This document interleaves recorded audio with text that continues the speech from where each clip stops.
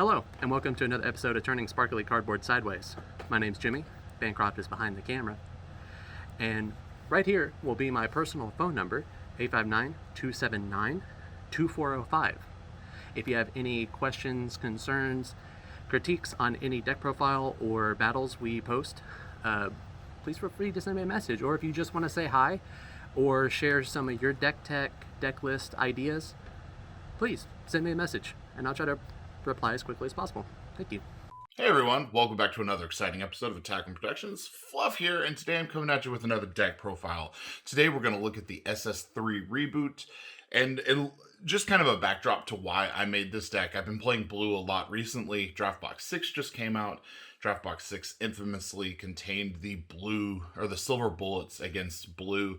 So I wanted to play a deck that is going to really discourage those silver bullets. So if your opponent boards a silver bullet, you have plenty of options for playing around them without having to feel like your entire strategy is shut down. So we are looking at SS3 today. On the front side, SS3 is simply when this card attacks, choose one card in your hand, place it at the bottom of the deck. Then one card from your life gets charged into your energy. You don't draw when you attack, and he does have the permanent that you can only charge up to 6 energy, period. When your life is 4 or less, you get to draw one card, flip the card over. I kind of wish that was a draw too, but honestly, it's okay. And then on the backside, permanent, you can only charge up to 6 energy, but then you also still get your draw plus 5,000 when you attack, and then at the end of the turn, you restand 3 of your energy. So, but they have to be mono blue energy. So we're not going to play a lot of multicolor in this deck, and we don't want really anything but blue to get charged. But if it does, we can work around that as well. So that's the leader. The leader's really good. The leader was a nice compromise between the two. And I would say overall, the big weakness is that you're not drawing extra cards in your first few turns because you are bottoming one to ramp your energy up. But we play a lot to try to mitigate that fact. So do keep that in mind. This leader is pretty cool. It's been a lot of fun to play so far. So getting started, we're going to look at our Unison package. I do play 2 of the Zeno Cosmic Unisons. This is simply, the energy ramp is sometimes relevant, but it's mostly for its -5 activate main. Choose all cards in all battle areas, ignoring barrier, and shuffle them into the owner's decks. We're basically using this so things that like to go wide and aggro on us lose their field after investing in them. I don't run it for the energy ramp because honestly, after the first 3, maybe 4 turns, you can't put an extra energy out. So we just really use this just to pay 5, -5, blow up the field. Then I do run 3 of the Baby Unknown Parasite. This could easily be 4, but I wanted to run an almost toolbox Unison set here, so I didn't want a ton of these clogging my hand up. So Baby, as you know, is a +2, draw 1, or a -5.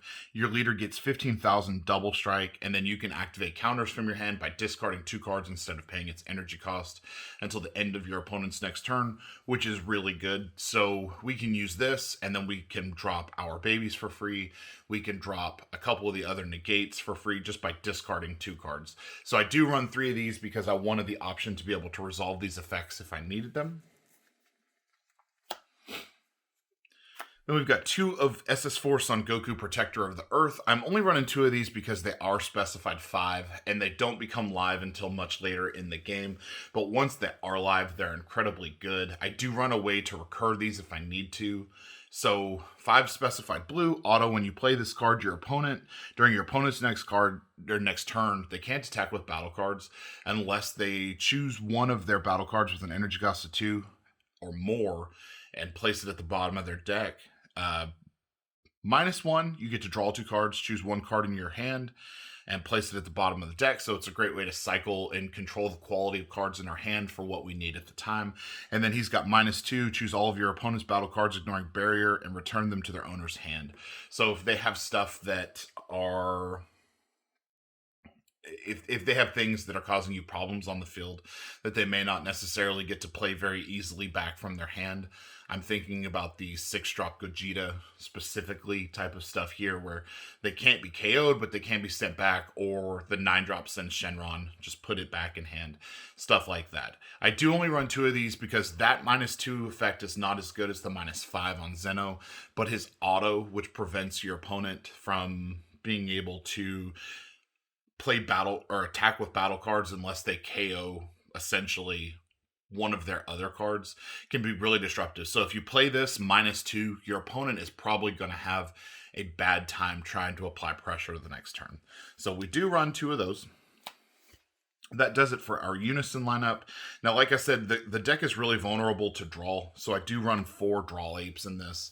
I do know that's a pretty big, hefty cost, and it can be pretty expensive, but the draws are honestly extremely needed in this deck. And the way that the deck uses its energy, you constantly have extra energy to spend for this. So I wanted the deck to draw as much as possible without compromising its own consistency. So I do run 4 of these just for that reason.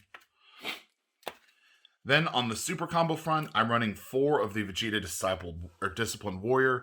I will be honest, I'm thinking about switching 2 of these for 2 Zenos, just in case you charge something important off the life.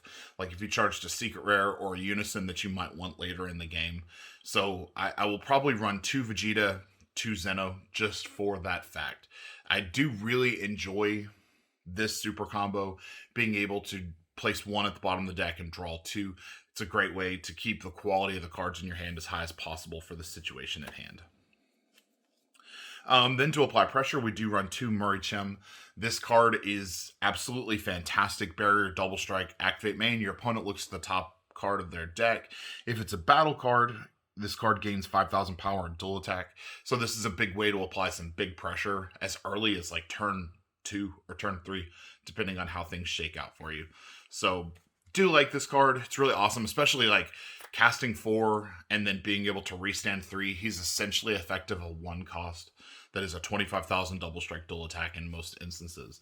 So you could play more or less of these depending on how you want to do it. Then to go wide to deal with Unisons and to restand extra energies, we do play 3 of Booney. This could be 4. I found that because of how much I chose to have my deck draw, 3 is plenty. I see them as I need them. I never really run out of them, but am running 3. This guy's getting reprinted soon, so if the cost is a barrier of entry for you, keep an eye on those cards. They are going to go down in price. One of my favorite reasons to play this deck is SS4 Vegeta Rise of the Super Warrior. This card is actually really fantastic in SS3, just because you pay 6 to play this guy, and it's a draw 4. You can swing with him, apply a little bit of pressure, and then you get to restand him at the end of your turn, and then you're going to restand 3 energy at the end of your turn. So he's effectively a 3 energy to draw 4. The only card in the deck that we wouldn't get to add to our hand off of his effect is the Draw Ape, and those would just go back to the bottom of the deck. So if we hit like 1 Draw Ape, we're still essentially paying 3 energy to draw 3. This is amazing. During one game that I tested and played, I had close to 21 cards in hand because I resolved this guy multiple times. So fantastic card. I think it's really great in this deck. Once the expansion sets come out, I think that the other Vegeta is going to be a contender that'll put out the Goku Protector of the Earth. I think that'll be a really fantastic engine in this deck as well. But this is just great. Now we're kind of moving into the control aspects of the deck that aren't our Unisons. So off the rip, because we are very Unison-centric, we are running 4 of the God Sealing Technique Trunks. Best counter play in the game. I think any battle card being played is returned to the owner's hand instead of being played. So the only cards that these aren't going to really affect are EX Evolve cards. So if they're going from the 5-drop Gogeta to the 6-drop, they can just immediately try to do it again because it's not actually being played. And they don't lose the 5-drop by disrupting that EX Evolve chain, unless you play something that is going to let the 6-drop play and then get rid of it. So these are good. They're fairly easy charge targets in a lot of different games, but in a lot of different games, having this and having a golden ape in hand basically means your opponent isn't going to be able to do anything that turn. So we do run 3 of those, or 4 of those, sorry. Then we do run 3 of the SS2 Trunks Heroic Prospect. This could easily be 4. You got to consider this like topo for this deck. When you counterattack with this, which is 1 energy if you have a unison on the field. So for 1 energy, your opponent can't attack with battle cards that have a energy cost greater than their current energy unless they place 2 cards from their hand to the bottom of their deck. So it's not even helping them set up overwhelms. This is really good against the Gotenks matchup. Keeps Gotenks from applying a lot of different pressure to us.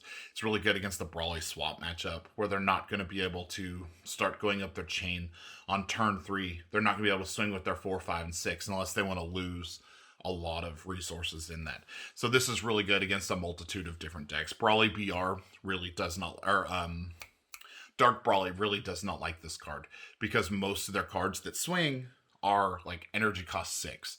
So they wouldn't, this is effective at most points during that match as well. I do run 1 of the SS3 Sun Goku Overflowing Spirit. This is just to get back any unison that we might have used. Like if we need to blow the field up again with Zeno, or we need another SS4 Goku Protector of the People or Protector of the Earth, we can get this back with this. So you counterplay with it, choose 1 of your blue unisons in your battle area or drop area and add it back to your hand. So it's a really nice 1-for-1 exchange to get a unison back that's going to help you do stuff later. I use this primarily to get the SS4 back into my hand. Then we do run 2 hit Deadly Vanguard. I kind of want to go up to 3 on this. This card has just been really prolific. There's been a couple ruling discrepancies regarding this hit, but the hit is actually really good in most matchups. Against anything that's going to play a key card of energy cost 5 or less, you're going to be able to bounce it back with hits. So the 5-drop Gogeta, multiple different cards in Gotenks. So if they've, Charismatic Villain Frieza and they're going into their Zamos, you can play hit to prevent that Zamos from being played. So another really good card. It's not always helpful, but it is extremely helpful when it is.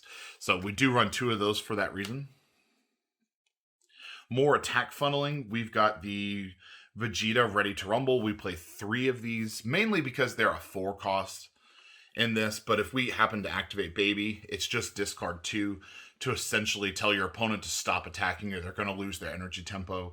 So whenever you would play this, if your opponent would attack for the rest of the turn, they have to place 1 of their energy into the drop area. So if they're trying to go wide on you or, they're trying to get draws before they make their plays, it makes them play suboptimally, so they would want to use their energy before they start swinging. And if they think they can beat you that turn, they can swing and just kind of use their energy as I have so many attacks to get you beat this turn. But a lot of times you play this and your opponent will not want to sacrifice their energy in the event that you can stop the rest of their attacks for the turn. And he's a blocker once he hits the field too. So not only is he going to negate an attack, he'll block another attack. So 20,000 blocker is not bad at all. Then we run 3 of the Baby Golden Avenger. For some reason I thought it was Golden 8, but Baby Golden Avenger. This card is great. It's a counterplay and a counter. Triple strike, 30,000. When you play it, you choose 1 of your opponent's battle cards, ignoring barrier, place it at the bottom of its owner's deck, and draw 1. So there's a ton of value to playing this card, even if you're paying 5 energy for it. I mean, if you are going for game, you swing with lead, they counter. You can counter with Baby, put Baby on the field, get rid of a threat, draw a card, apply triple strike pressure. End your turn, you restand 3. He's effectively a 2 cost. Or if you played the Baby unison and resolved his -5, you can just discard 2 cards and it's essentially free minus the 2 cards in your hand, and it's going to replace 1 of those 2 cards by drawing its 1 card plus getting rid of an opponent's counter and plus another battle card on the field. So this card is fantastic. Run it at least a 3 of, could be a 4 of. I do play 1 Baby Hatch. This is just going to buy us turns. If hand control is probably the worst matchup for this deck. So Baby Hatch, if you get it, you really stand a chance of losing it. But if you do get it, you've got to use it as early as possible just to help you survive, any crit, double strike, token spam, whatever happens to be the case. But this will just, if you can hold Baby Hatch until your opponent invests energy into what they believe is going to be the play to win the game, and you play Baby Hatch, you can just kill them on the crackback because they will invest everything into that. So for that, I oftentimes like to save Baby Hatch for a point where my opponent thinks that they've got me beat and they're going to go in for game. Baby Hatch ends the turn and you just beat them next turn. So Baby Hatch, best secret rare in the game right now. Then more draws and defense options. I do run 4 Ultra Instinct Goku's Kamehameha. This card is really awesome. It's 1 energy, 15,000 power to your leader or battle card that's involved in the battle. And then you get to choose one. If it's your turn, you get to draw one. If it's your opponent's turn, you get to restand 1 of your energy. So this is more combo power for us. It helps us survive. It helps us dig for resources. It helps us seal in extra damage. So, I mean, if you play a baby for 5 and you're at 6 energy, you swing with baby, opponent doesn't negate, you put an Ultra Instinct Kamehameha on it, baby becomes a 45,000 triple strike. You drew 1 off baby. You're going to draw 1 on Ultra Instinct Son Goku Kamehameha. You basically recovered the cards needed if you use the Unison to play this, or if you played it for 5, you're just adding 2 more cards to your hand, which keeps the combo potential extremely high in this deck. So I do run 4 of these. I love this card. I think this card is one of the reasons that blue is really good. This card is up there. I think it's $12 or $13 at the time of recording for this video, and it's absolutely worth it. So 4 of those. Then we do run 4 Dimension Magic. Now, I had said that we were going to build this with the idea of working around set 6, or draft box 6. The idea behind this is that the game right now is in largely a best of 1 format because of COVID. So people are having to dedicate precious deck space towards running those silver bullets. A lot of people may choose to not main those, and if they're not maining those, there's not a silver bullet on the field. We still want the option of being able to use Dimension Magic, but if they board a silver bullet, we have plenty of other options that deal with it, as you all saw as we were going through the deck. There's a ton of counterplay, there's a ton of negates that do not restand your energy, but we want Dimension Magic in the event that you could use it. Now, if you didn't want to run Dimension Magic, you could absolutely run Final Shine Attack. I think that's a super applicable card to replace Dimension Magic with. So if you don't want to run this and want to just say, like, to hell with silver bullets altogether, run Final Shine Attack. I think it's out of set 11. Then we do run 4 Senzu Bean. This is really good for, in this deck, defensively, at the end of the turn with leader, you restand 3. Your opponent swings during your combo step, use Senzu Bean to restand to 4. Now your Vegeta Ready to Rumbles are live. If you use 2 Senzu Beans, you now have a live baby in hand. So it's good in a number of different situations. So I do like Senzu Bean in this deck. I think that blue should be playing this at a 4 of, no matter what. If you...